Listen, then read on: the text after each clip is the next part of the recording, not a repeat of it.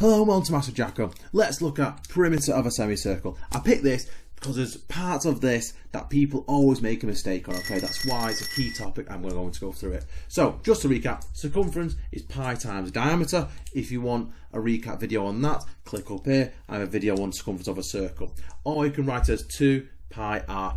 2r, that comes from because the radius is half of a diameter, okay? So 2 radii make the diameter. So, for example, applying that to this one, you'll just do pi multiplied by 14. And in terms of pi, that'll be 14 pi. And that is it there. Yeah, and your calculator, round 2 decimal places, it'll be 43.98 centimetres. Okay, and that is it. So, if you've got a semicircle, how would that look?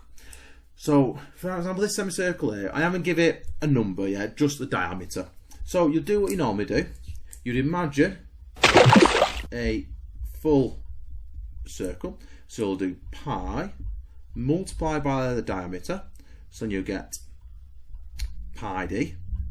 And now, because it's a semicircle, which is half a circle, you divide it by 2. So, when you divide that by 2, you'll get pi over the diameter over 2, and that is that. However, that only covers this part of a circle, okay? Right, what a lot of people forget here is that's just that part of the circle. You don't have to add on the diameter again. So remember, it's the perimeter, it's all the sides added together. This is where a lot of people get confused. You have to add on this bit plus the diameter. So you half it, then add the diameter back on again. Now let's apply that to an example. So, you do what you normally do first. You'll do pi multiplied by 30 to get 30 pi. And then you'd half it, you'd divide that by 2. So then 30 pi divided by 2 would actually be 15 pi. And then we have to add on the diameter again. Because remember that 15 pi will just apply to this bit. So you then have to add on this diameter. So in terms of pi, this answer will be 15 pi plus 30. And if it's a non-calculator exam, that would be your answer in terms of pi. Okay?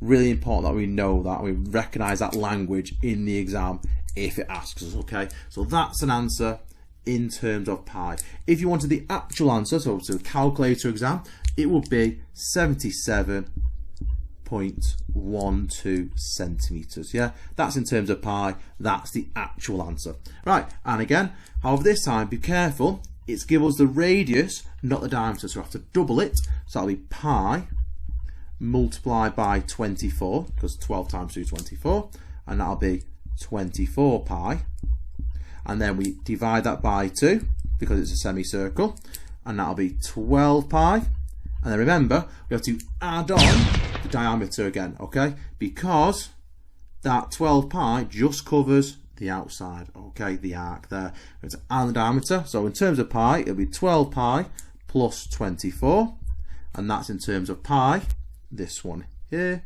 and then the actual answer, if you put that into the calculator, 12 times pi plus 24, you would get 61.70 centimetres as your answer.